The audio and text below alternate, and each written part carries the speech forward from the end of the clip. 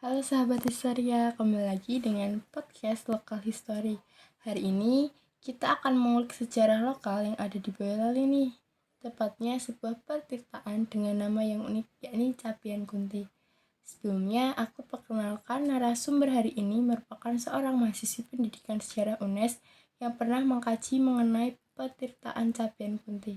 Halo Kak Mita, bagaimana kabarnya? Halo Kak Putri, Alhamdulillah baik. Bagaimana kabarnya Kak Putri nih? Alhamdulillah juga baik ya. Oke, kita langsung aja ya. Soalnya teman-teman pasti udah penasaran. Petirtaan itu apa sih, Kak? Oke, petirtaan tuh sebenarnya kayak mata air yang berasal dari dalam bumi ya Kak ya sebenarnya. Itu tuh dari kata tirta yakni air. Jadi petirtaan Cabian Kunti ini merupakan 7 mata air atau sendang ya kalau orang Jawa bilangnya tuh gitu Kak. Kalau sejarah awal dari Petirtaan Cabe Kunti ini apa sih, Kak? Oke, sejarah petirtaan Cabian Kunti ini diperkirakan ya menurut data dari pihak Cagar Budaya di Boyolali, sejarah petirtaan Cabian Kunti ini diperkirakan dibangun pada periode klasik Jawa Tengah, yakni sekitar abad ke-9 hingga abad ke-10 Masehi, tepatnya pada zaman Mataram kuno, masa pemerintahan dinasti Sailendra.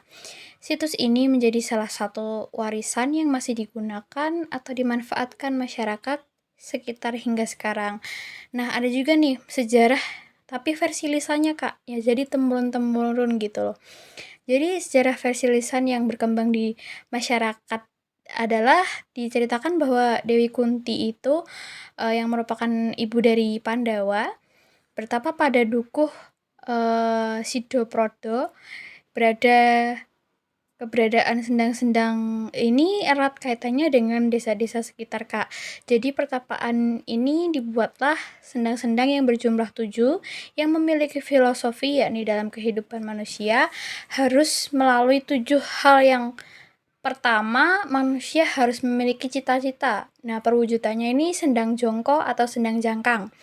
Terus manusia harus berani melakukan pembelajaran atau kalau bahasa Jawanya tuh tirakat Kak. Dan ini tuh diwujudkan melalui sendang Sidotopo. Setelah mendapatkan ilmu, manusia harus bisa mengendalikan hawa nafsunya. Jadi ini perwujudan dari sendang Palarepan dan juga jika sudah mendapat ilmu dan sudah baik mengendalikan hawa nafsu, manusia sudah pasti akan mendapatkan rezeki dengan perwujudan sendang panguripan. Selanjutnya manusia sudah pasti mendapatkan jodoh, yakni perwujudan dari sendang lanang dan sendang keputren.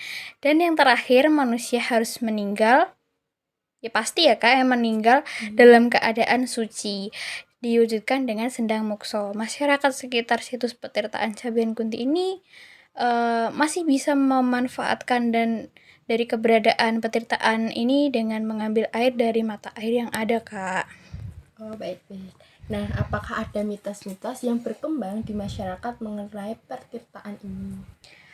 Uh, untuk mitos-mitos tuh sebenarnya banyak ya, Kak, karena petirtaan ini sebenarnya juga dianggap sakral oleh masyarakat setempat.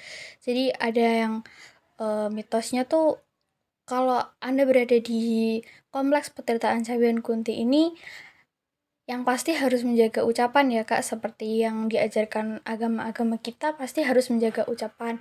Jika itu ucapannya baik, maka akan kembali ke kita, begitu juga ucapan buruk itu akan kembali ke kita lagi. Dan juga untuk masyarakat sekitar itu mempunyai mitos bahwa karena kan kompleks petirtaan ini kan dibagi menjadi dua, terbelah dari jalan ini ya Kak, penghubung antar desa ya. Jadi siapapun yang baru menikah, umur pernikahannya belum mencapai 40 hari, dilarang melewati jalan yang berada di tengah-tengah petirtaan itu karena dianggap kurang baik seperti itu.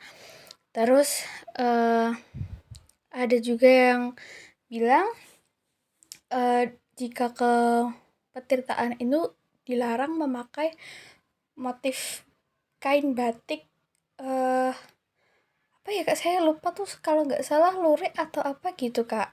Iya. Nah, apa sih upaya pelestarian yang dilakukan pemerintah untuk petirtaan ini?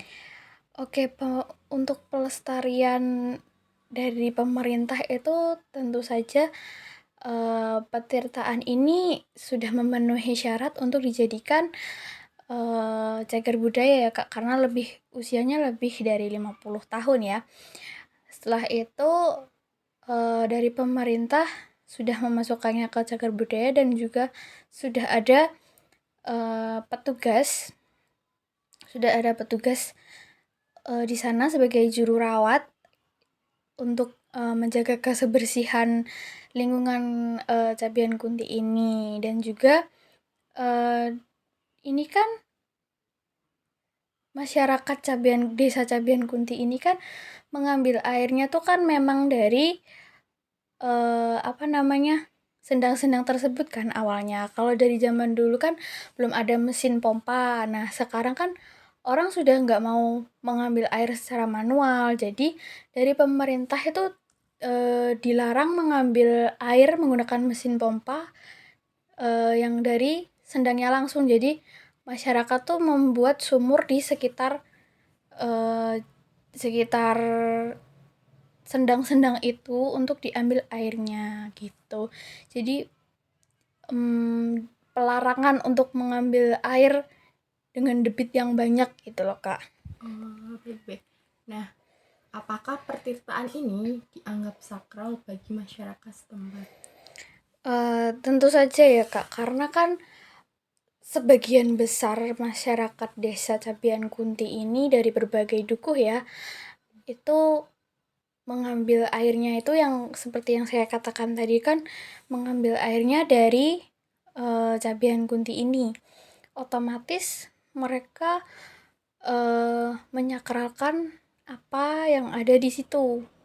Dan juga apalagi kan masyarakat Jawa ya Kak, masih kental akan bau-bau mistis seperti itu. Dan juga untuk upaya pelestarian dan juga penganggapan sakralnya lah intinya tuh, dari masyarakat itu setiap 35 hari sekali, atau biasanya dalam bahasa Jawa tuh selapan, jadi itu sebulan lebih 5 hari itu ada upacara Anggoro Kasih dan juga Ngurah Slepan. Nah itu tuh upacara Ngurah Slepan tuh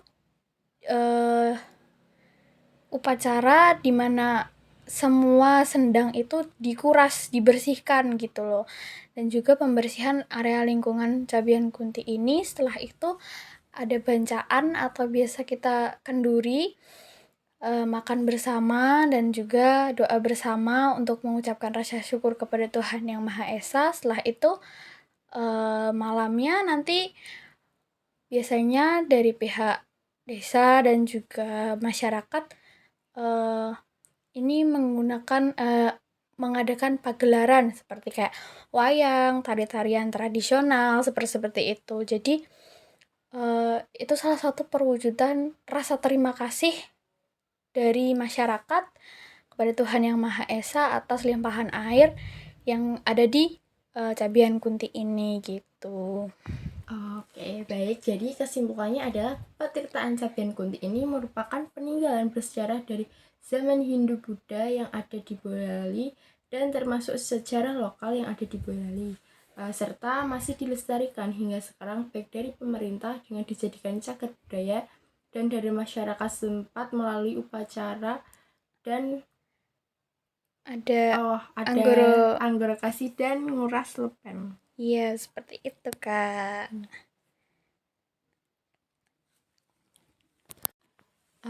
Terima kasih Kak Mita atas waktu dan pengetahuan yang menarik buat teman-teman nih. Sampai jumpa lagi di podcast selanjutnya. Iya, sama-sama.